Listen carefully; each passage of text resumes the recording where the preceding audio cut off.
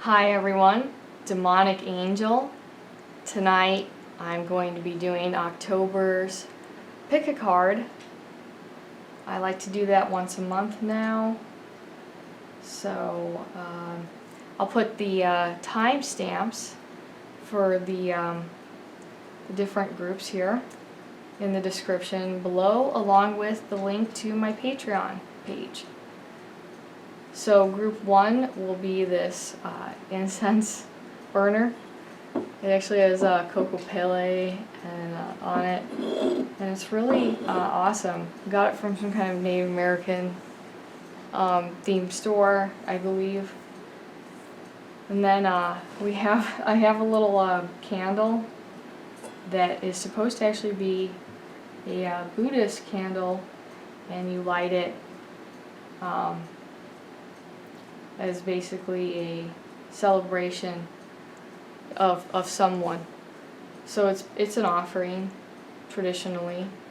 It does have a little lucky coin attached to it and everything. And then I just have my really cool big quartz with the chunks of pink in it. So we'll do group 1, the incense burner group.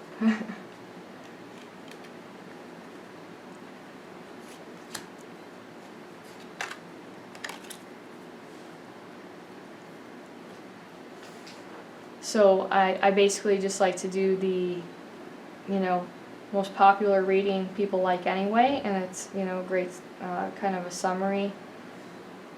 Past, present, future, kind of currents of energy, possibilities, people, situation, events, just depending on how I think it should be applied.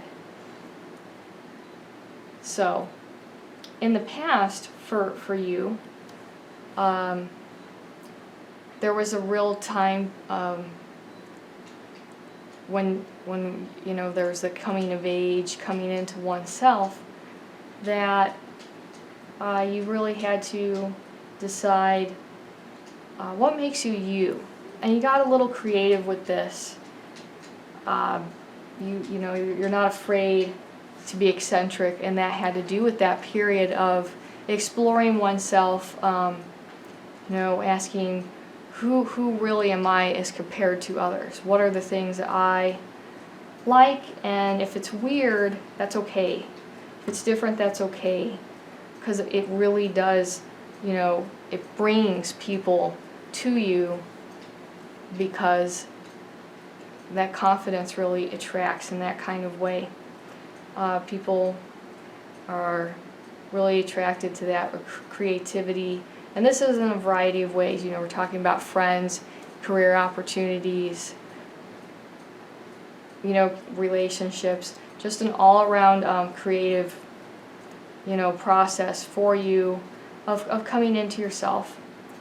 And, that's really good, because obviously a lot of people go through that low self-esteem, issue, and it's not, it's not really playing around with the self, the imagination. And that's a missed opportunity. So then, in the kind of a present, what we have is the King of Swords. So now that you're past really understanding yourself, separate from other people, we have the intellect. And this is more like, now you're into this real business aspect of your life that does kind of suggest, promotion. Like an entrepreneur, where you're really coming up with these thoughts. And this guy's sword is, huge, and if you had to, kneel before him, since he is the king here, he'd either probably knight you or cut your head off. But, either way, this is a ruthless, pure intellect that is very logical, It's got that masculine association, just like the King of Wands. This is really like a pure, masculine dominant energy spread, just because we have 2 kings and the Chariot, and that just really makes me laugh here, because it's like, coming to oneself, really kind of coming into manhood to become this, intellect, wielding influence. So in that position of power in some way that, really does relate to industry and fast thinking. So something that, and it can be like an experience with you're just around a lot of people, and it really sharpens your skills to judge what is, bullshit, what is the truth. And then in the future we have the Chariot. So this is really the promotions that are coming along now in your life. They're nothing compared to what the future has in store, because through that experience you're going to get so many people just wanting to be involved in your project. You can be expecting financial backers, just other people who are going to want to run ideas off of you, and they really will recognize you as basically the mastermind, the great influence behind this future project. And the Chariot really is this guy who masters the subconscious and the conscious interaction. So this is still, this is very positive. This is like still being open enough, even though this is a royal kind of a guy. He could be, back at home in the comforts of luxury. He chooses to go out and battle, to be around people, to learn from them, to have hands-on experience. And that is why basically all the people that he is going to influence have this real want and need to be basically hanging on most words he says, because he's very logical in that association here, because we have a stone, it's an iron throne, so indicating logic, a concrete answer. And that kind of, to me, is kind of a more job related or a financial masculine kind of a spread that I think we have here that applies, because it's just really coming into oneself, into associations with logic, intellect, and also that importance of it all began for the Chariot with the creativity, with the imagination, and engaging that, and that imagination just takes this guy to the absolute being able to manifest some of his imagination.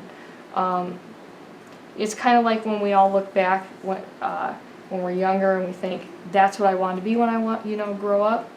Now some people get to live that. So I think there's a chance for you guys in the group Incense Burner here. So I hope you enjoyed that. Now we will move on to my little Buddhist candle.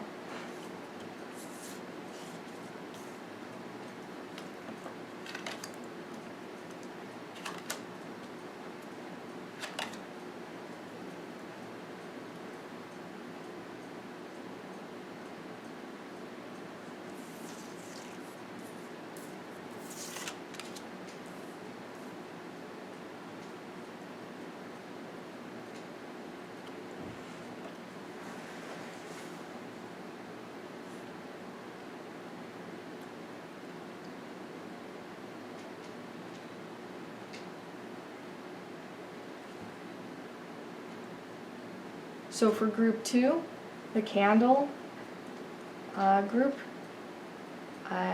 we're going to go into the past. This is probably a situation where you were still pretty much connected to having at the very least, basic needs met. So, you know, maybe your parents taking care of you, maybe it's a situation of inheritance, and, you know, it really is to the point where, you know, you have this luxury in your life, and with everything met, it's just,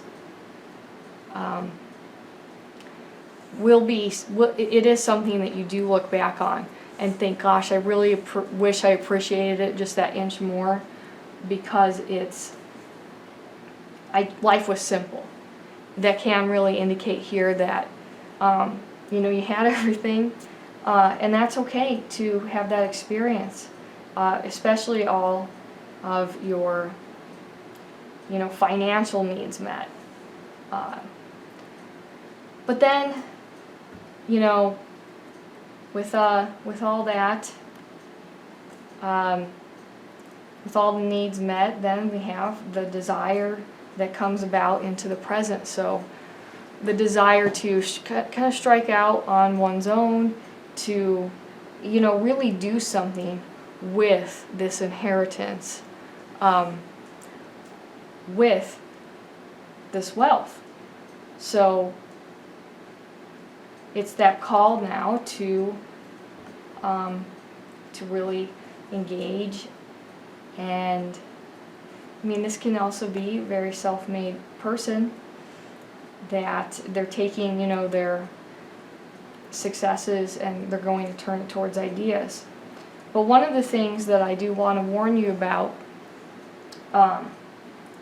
is that while you're, you know, now you're going to engage this idea, you're going to put resources, you're really planning this out, you're going to experience that balancing, that juggling act, where now it might be we're going to have to really balance work and play.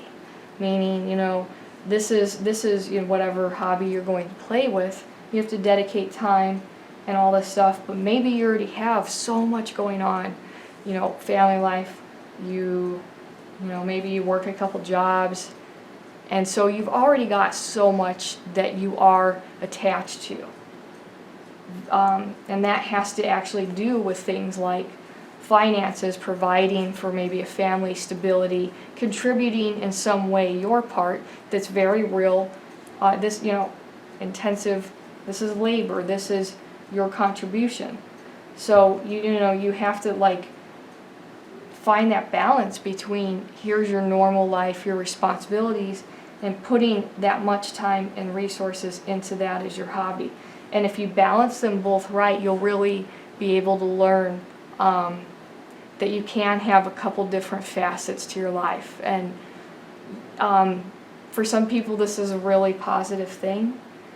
You know, you could be a bookkeeper in your occupation, and then, you know, this person, they really have this maybe a really fun, unexpected side to themselves, because they're able to, not in a negative way disassociate, but to compartmentalize, you know, so that you can fully engage. You know, we all act differently in different situations, like you know, put on your pajamas and whatever at home, and then, you know, you act different at work. So it's a kind of just this conscious process of a balancing act. It can get overwhelming. I mean, the guy, he might fall over at any second. So, you know, don't neglect that personal, mundane connections that you are attached to, because you're responsible for manifesting this in your earth plane energy. And it will be a very rewarding experience. You'll be able to execute this idea. You still have this connection with the finances. So what you basically, you know, the things you did learn and experience from having that kind of luxury in the past, now you can take it, you know, into the future, because you do have that little bit of prior understanding. So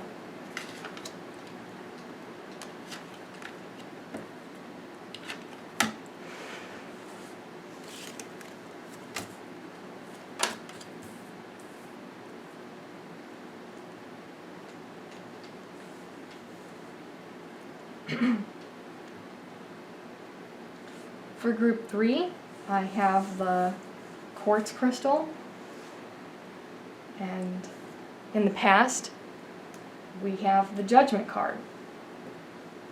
This is one of my favorite cards. Well, I kind of have, the two groups, whatever, 2 or 3 groups, Some cards I think that they're really meant to, teach you who you are.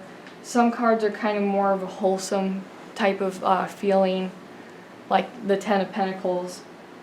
And then some other cards are a little bit, spooky. They kind of evoke that feeling for me of existentialism, start going down that philosophy rabbit hole. But I just love how plain kind of spooky this card is. This is a real indication for me that there's a tie with literal reincarnation. So we were talking about that recently, probably as usual, but a lot of people who don't remember additional details about their past life will carry into, their lives the kind of reflex about how they died. So at the very least, it's just this, and that's painful, it's startling, and that is really just this, it's a really tangible kind of an artifact about how we have unfinished business. And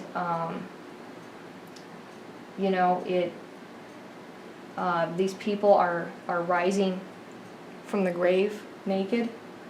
So you're ready, like in this way, to accept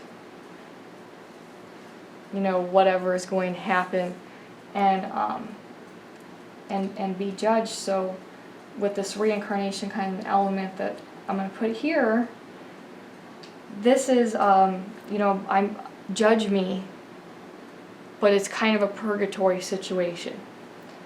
So being judged pure, that the nakedness really is just that you're being judged by divinity, higher consciousness, but without any kind of lies, any kind of social spins, whatever. This is just completely, you are being judged according to your individual situation, your soul, and it's different for everybody. So now you're going to be called, that whole process, you're going to be called to go back to reincarnate, to have a fairly painful experience, so that you can finish your business and go about to really learn a lot about yourself emotionally and spiritually. But we do have that literal death, at least ready to just accept this kind of this ending. But as we know, that's really just a conscious kind of leaving that behind. It's going to manifest for you like it is here in the present. So now, in the past, you did something that was, a little bit bad, and you directly hurt somebody, probably on purpose. This is a thing that is, haunting you. But now somebody else is going to hurt you. It might be this big betrayal. It can be really bad business deals. But this is just going to be so out of nowhere in this way. And it's all consuming. So, and many times this is more than one thing. It's like somebody gossips about you, and then, then you get fired or something. So you have all these different angles, and there's different people involved. And it's just literally catching you off guard at this time in your life. You're really having to go through understanding that people maybe aren't who you really thought they were. This might come from investing too much into what other people think. So you're being so open that it's allowing people to literally stab you. It looks like this guy's bleeding out, but this is just before the sunrise. And this is, of course, the conclusion of the deck, or of the suit. So, this is the influence, the outside influence. So unlike the Nine of Swords, where this is really coming from your mind, this is coming from other people, other sources. And it is important because it's a karmic process.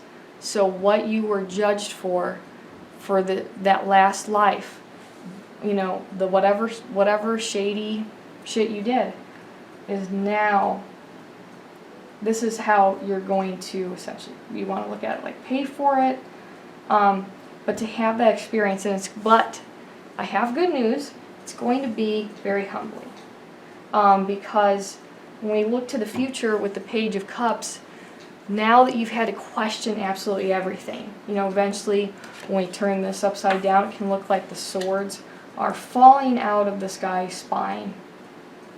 So he's kind of blocking the influence of other people, from hurting, being so open. This is kind of a time to just be a little bit alone here, and this is that realization that that's how you'll heal, is by, guarding your own energy to some extent, because if you're too open, other people they'll really just, they'll run your whole lives, and then you don't have that control emotionally and in your thoughts when other people make up that whole identity, that ego. That is why it's important to think about who you are as an individual, and then you can consciously realize some of this unfinished business, and it makes it so you can really take that lesson with you and not even have to repeat it so much. But the future is going to be good in that way, because by getting to know yourself after this betrayal from this outside influence, you'll be ready to really be open, but in a positive way. Not being open in the sense of I have no identity, because other people are my identity. This is I know who I am. I'm going to be open to new experience, a new love, new job, just a new understanding that comes deep within from experiencing this really severe trauma that we have in the present. Trauma from, as I mentioned, when other people are involved, you can be losing resources. You could be relocating. All those associated things. It's just a staggering and very real suffering, and that's going to, reconnect you with your own emotions in such a positive way. It's going to open the door for this creativity, and really the thing that does stand out is that, even there really is going to be the opportunity for love, for a new relationship. Even though I get the sense that this, the past and the present don't really have to do with the romantic aspect, this does. So, you're going to have to start out, all clean and fresh after this is resolved, and then, some of the things like that you have maybe been wishing could happen for you emotionally, they'll start to. And you'll be able to have a much healthier connection with people in general, and, because you've been forced to reassess this. This is healing, this karma. It's facing your problems by opening yourself up to what you have essentially done before, is betraying people, really just hurting people for fun, being anything like that. Anything antisocial, destructive, on purpose. Now you have to experience that because of that. So just remember, this isn't a blame kind of a situation, but I do like to point out the reincarnation when it does apply for a reading, because it's so, I think that it's so beautiful how there really is this, evolution. Even if there's all this pain, it's so amazing to really be able to contemplate all the possibilities through tarot with you guys. So I hope you enjoyed that, and you all have a good night. My leg fell asleep. Did you have fun, baby? No, it was really long. Well, it was fun. Then next time I'll have to do really short ones. Like after you're done with your speeches. But I'll have to film my Patreon shit.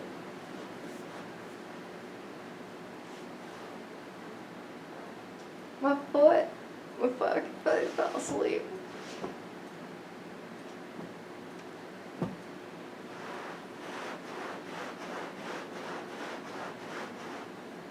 Almost fell asleep listening to you.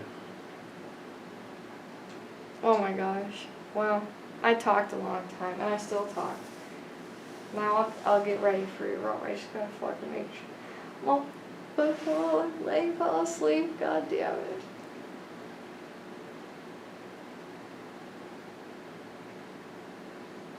Yeah, see, I never liked those cards. Well, I didn't really care about them like at first.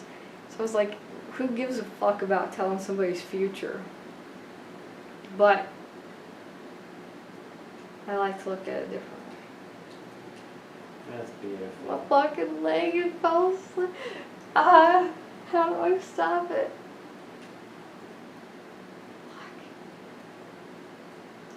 Yeah, you sat in a bad position. I Oh my guess. god. Wake up.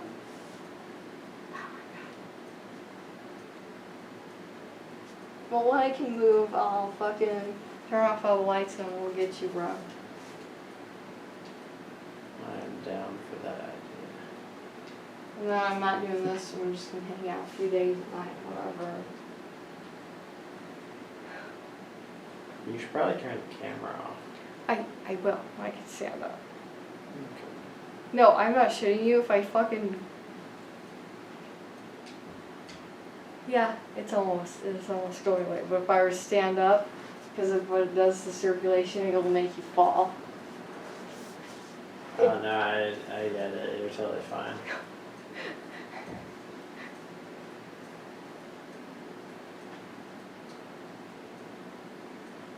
Yeah, see, late at night, she just moves around a lot less. Okay.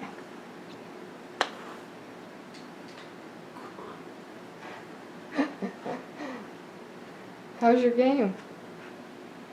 Relaxing after a I very hope- stressful morning